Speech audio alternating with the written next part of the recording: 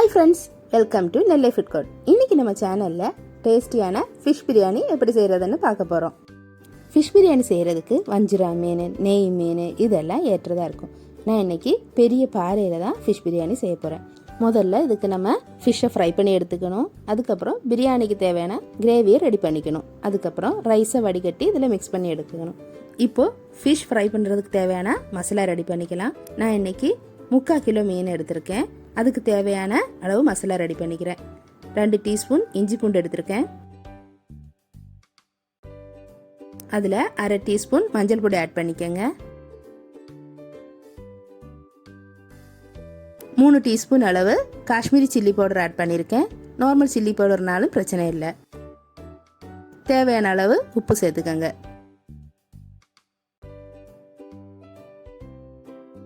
இந்த மசாலாலாம் ஃபிஷ்ஷில் நல்லா பிடிக்கிறதுக்காக 2 டீஸ்பூன் ஆயில் ஆட் பண்ணியிருக்கேன்.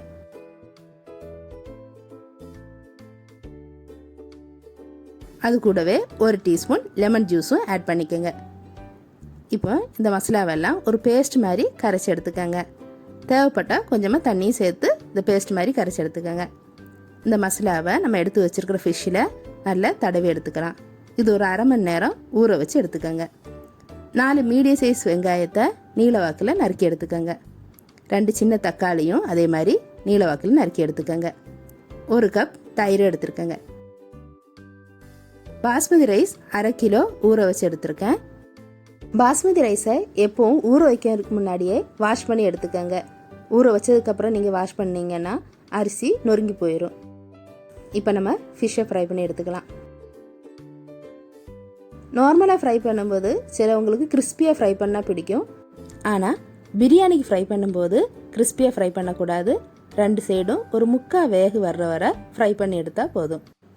இப்போ ஃப்ரை பண்ணி முடித்ததுக்கப்புறம் மீனை எடுத்து மாற்றி வச்சுக்கோங்க. இப்போ ரைஸ் ரெடி பண்ணி எடுத்துக்கலாம். தண்ணி நல்லா கொதி வந்ததும் ஒரு ஃப்ளேவருக்காக அதில் 1 டீஸ்பூன் ஜீரகம் ஆட் பண்ணிக்கோங்க. கூடவே ஒரு சின்ன துண்டு பட்டை, 2 ஏலக்காய், 4 கிராம்பும் ஆட் பண்ணி எடுத்துக்கோங்க.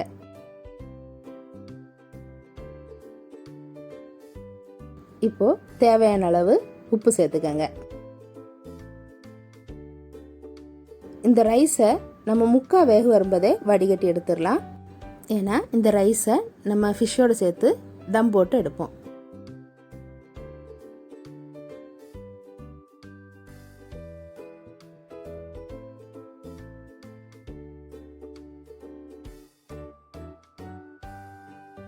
இப்போ ரைஸ் ரெடி ஆயிடுச்சு.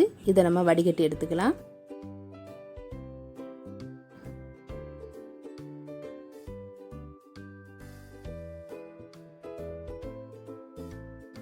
இப்போ நம்ம பிரியாணிக்கு தேவையான கிரேவி ரெடி பண்ணிப்போம். 6 டீஸ்பூன் ஆயில் ஆட் பண்ணிக்கோங்க. இதில் தாளிக்கிறதுக்கு தேவையான ஒரு சின்ன துண்டு பட்டை, 2 ஏலக்காய், 4 கிராம்பும் கொஞ்சம் மிளகும் ஆட் பண்ணிக்கோங்க. இப்போ நம்ம நறுக்கி வச்சிருக்கிற வெங்காயத்தை இதில் ஆட் பண்ணிக்கோங்க. வெங்காயத்தை மீடியம் ஃப்ளேமில் வச்சு நல்லா வதக்கி எடுத்துக்கோங்க.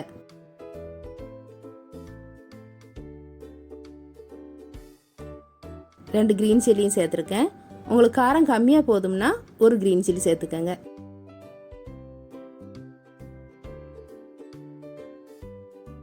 வெங்காயம் நல்லா வதங்கினதுக்கு அப்புறமா அதில் 3 டீஸ்பூன் இஞ்சி பூண்டு விழுது ஆட் பண்ணிக்கோங்க. இஞ்சி பூண்டு விழுதை நல்லா பச்சை வாசனை போகும் வர வதக்கி எடுத்துக்கோங்க. இப்போ நறுக்கி வச்சிருக்கிற தக்காளியும் இதில் ஆட் பண்ணிக்கோங்க. தக்காளியும் நல்லா வதக்கி எடுத்துக்கோங்க. இதில் 3 teaspoon Kashmiri chilli powder add பண்ணிக்கோங்க. உங்களுக்கு காரம் கம்மியாக போதும்னா 2 டீஸ்பூன் ஆட் பண்ணிக்கோங்க. கூடவே 1/2 டீஸ்பூன் மஞ்சள் தூளும் ஆட் பண்ணிக்கோங்க. இதில் இப்போ நம்ம எடுத்து வச்சிருக்கிற 1 கப் தயிரை ஆட் பண்ணிக்கோங்க. இந்த தயிரை நல்லா கிரேவியோடு சேர்த்து கலந்து விட்டுக்கோங்க.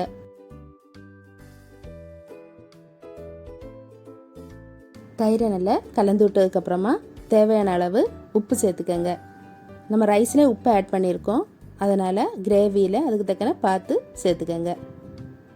உப்பையும் சேர்த்ததுக்கப்புறம் கிரேவியை நல்லா கலந்து விட்டுக்கோங்க. ஒரு 10 நிமிஷம் சிம்மில் வச்சு இந்த கிரேவியை ரெடி பண்ணி எடுத்துக்கோங்க.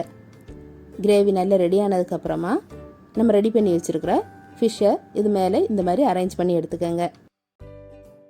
இப்போ இந்த ஃபிஷ் பீசஸ்க்கு மேலே நம்ம வடிகட்டி வச்சுருக்கிற ரைஸை போட்டுக்கோங்க. நான் இன்றைக்கி 1/2 கிலோ ரைஸ் தான் எடுத்திருக்கேன், அதனால் 1 லேயர் தான் போட்டிருக்கேன். நீங்கள் அதிக அளவில் செய்கிறதா இருந்தால் 2 லேயர் போட்டுக்கோங்க. இப்போ இந்த ரைஸ்க்கு மேலே 3 டீஸ்பூன் கீயை இந்த மாதிரி ஸ்ப்ரெட் பண்ணி ஆட் பண்ணிக்கோங்க.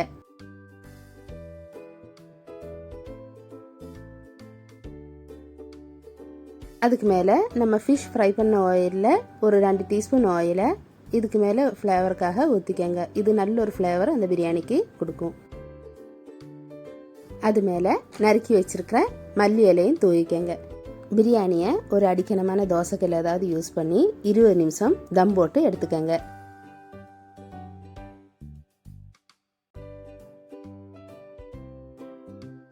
இப்போ 20 நிமிஷம் ஆயிட்டு பிரியாணி எப்படி வந்திருக்குன்னு பார்ப்போம். பிரியாணியை மிக்ஸ் பண்ணும்போது கீழே இருந்து மேலாக மெதுவாக மிக்ஸ் பண்ணி விடுங்க. இந்த ரெசிபியை கண்டிப்பாக உங்கள் வீட்டில் ட்ரை பண்ணி பாருங்கள். ட்ரை பண்ணி பார்த்துட்டு எப்படி இருக்குன்னு கமெண்டில் கண்டிப்பாக போடுங்க. இந்த வீடியோ உங்களுக்கு பிடிச்சிருந்துச்சுன்னா லைக் பண்ணுங்கள், ஷேர் பண்ணுங்கள், கமெண்ட் பண்ணுங்கள். மறக்காமல் நெல்லை ஃபுட் கோர்ட்டுக்கு சப்ஸ்கிரைப் பண்ணிடுங்க. தேங்க்ஸ் ஃபார் வாட்சிங்.